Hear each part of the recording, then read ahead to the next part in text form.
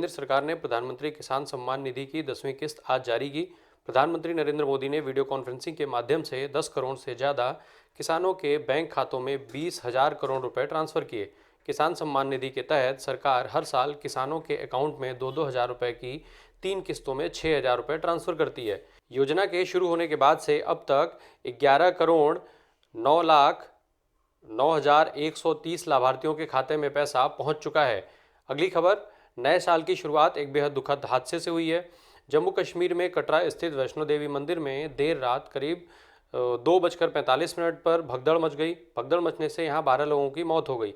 14 लोग इस भगदड़ में जख्मी हुए हैं। इनमें से 3 की हालत गंभीर बताई जा रही है। सभी घायलों को कटरा के नारायण अस्पताल में भर्ती कराया गया है।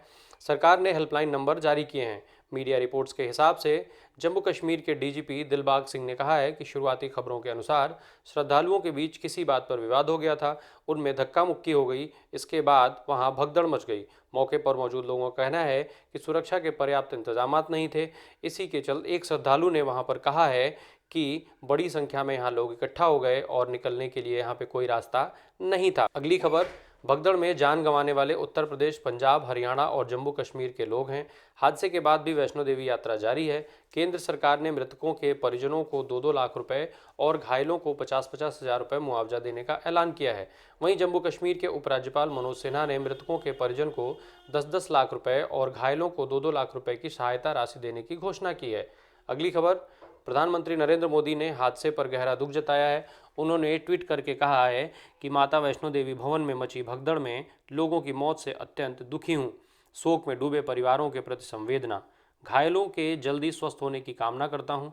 प्रधानमंत्री ने उपराज्यपाल मनोज सिन्हा, केंद्रीय मंत्री जितेंद्र सिंह, केंद्रीय मंत्री नित्यानंद राय से हादसे को लेकर बातचीत की और हालात पर लगातार वो नज़र बनाए हुए हैं।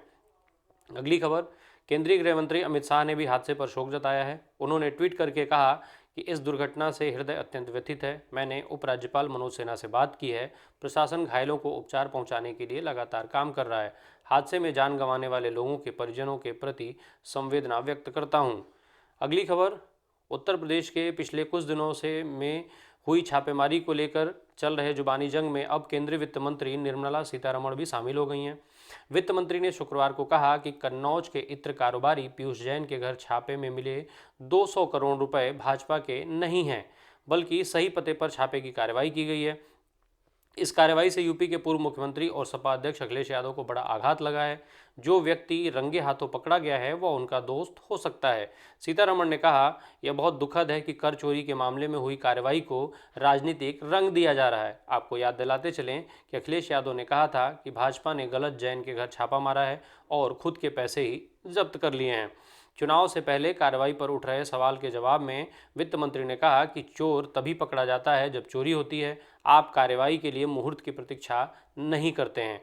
अगली खबर, चीनी मोबाइल कंपनियों Xiaomi, OnePlus और Oppo पर 1,000 करोड़ रुपए का जुर्माना लगाया जा सकता है। आयकर विभाग ने 8 दिन पहले देश भर में इन मोबाइल कंपनियों के ठिकानों और इनसे जुड़ी संस्थाओं पर छापा मारा था। आयकर विभाग ने पूरे भारत में एक हफ्ते की जांच के बाद आज यह जानकारी दी है। बता दें कि 21 दिसंबर को दिल्ली और 11 राज्यों कर्नाटक, तमिलनाडु, असम, पश्चिम बंगाल, आंध्र प्रदेश, मध्य प्रदेश, गुजरात, महाराष्ट्र, बिहार और राजस्थान में छापेमारी की गई थी। इन कंपनियों ने अपने समूह की ही कंपनियों को रॉयल्टी के रूप में 5500 करोड़ रुपए से ज़्यादा की रकम भेजी है, जिसके चलते आयकर अधिनियम 1961 का उल्लंघन हुआ है। इसलिए अब इन पर 1,000 करोड़ रुपए से ज़्यादा का जुर्माना लगाया जा सकता है। अगली खबर, चीनी मोबाइल कंपनियों के डिस्ट्रीब्यूशन पार्टनर्स, कारपोरेट दफ्तर, गोदामों और मैन्युफैक्चरर के ठिकानों पर हफ्ते भर से ये रेड चल रही थी। इसी साल अगस्त में टेलीकॉम इक्विपमेंट बनाने वाली कंपनी ZTE के ठिकानों पर भी रेडमारी की गई थी। इसके अलावा mobile phone business, loan application और ट्रांसपोर्ट बिजनेस से जुड़ी चीनी फर्म पर भी हाल ही में छापेमारी हुई थी। इस दौरान इनकम टैक्स विभाग को टैक्स चोरी का पता भी चला था। छापे की यह कार्रवाई केंद्रीय जाँच एजेंसियों ने की थी। अगली खबर, भारत के पहले स्वदेशी विमान वाहक युद्धपोत विक्रांत का समुद्री ट्रायल जारी है। युद्धपोत अरब सागर और हिंद महासागर में गहन समुद्री परीक्षणों से गुजर रहा है। यह अगस्त 2022 में भारतीय नौसेना को मिल जाएगा।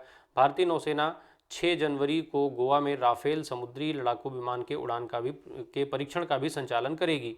कोचीन शिपयार्ड लिमिटेड ने कहा है कि वह इसे अप्रैल 2022 में भारतीय नौसेना को हैंडओवर कर देगा। घातक हथियारों से लैस इस युद्धपोत के आते ही हिंद महासागर में भारत की ताकत में कई गुना बढ़ोतरी हो जाएगी। अगली खबर, बीरेंद्र सिंह पठानिया को तटरक्षक बल के महानिदेशक के रूप में कार्यभार संभालने पर गार्ड ऑफ ऑनर से सम्मानित किया गया। चॉपर पायलट वीरेंद्र सिंह पठानिया मूल रूप से हिमाचल प्रदेश के रहने वाले हैं। वीएस पठानिया बल के पहले चॉपर पायलट हैं जिन्हें इसका नेतृत्व करने का मौका मिला है। करीब 3.5 दशक के कैरियर में वह आईजीसी में विभिन्न पदों पर अपनी सेवाएं दे चुके हैं। वह नई दिल्ली में स्थित आईसीजी के मुख्यालय में जनरल पॉलिसी एंड प्लान्स के deputy director, commander coast guard भी रह चुके हैं। वेलिंगटन के डिफेंस सर्विसेज स्टाफ कॉलेज और नई दिल्ली के नेशनल डिफेंस कॉलेज के पूर्व छात्र बीएस पठानिया एक क्वालिफाइड हेलीकॉप्टर पायलट हैं। उनको राष्ट्रपति के तटरक्षक पदक से भी सम्मानित किया जा चुका है। अगली खबर ओमिक्रॉन की। भारत समेत दुनिया के कई देशों में डेल्टा की जगह ओमिक्रॉन वेरिएंट पूरी तरह हावी होता जा रहा है।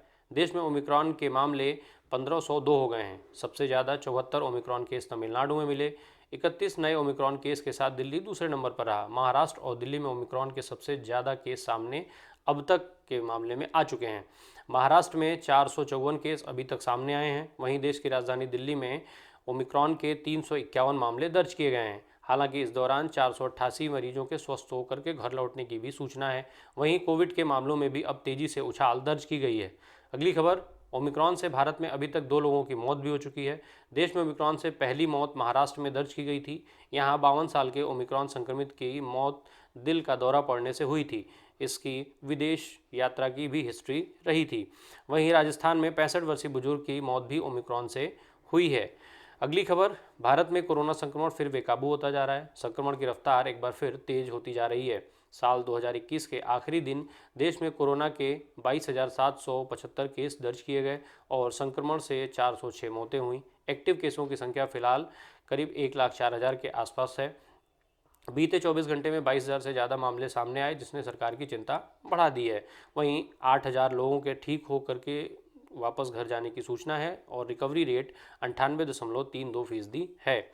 अगली खबर, वयस्कों के सफलतापूर्वक टीकाकरण के बीच अब 15 से 18 वर्ष के अवयस्कों के टीकाकरण की भी शुरुआत होगी। 3 जनवरी से 15 से 18 साल के बच्चों को टीकाकरण को लेकर के आज से रजिस्ट्रेशन प्रक्रिया चालू कर दी गई है। दिल्ली में भी टीकाकरण के केंद्रों की तैयारी जोर शोर से चल रही है। इसे लेकर दिल्ली के स्वास्थ्य मंत्री सत्येंद्र जैन ने कहा कि दिल्ली सरकार ने अपने 1,000 से ज़्यादा सेंटर तैयार किए हैं। हमारे पास 3 लाख से भी ज़्यादा वैक्सीन प्रतिदिन लगाने की क्षमता है।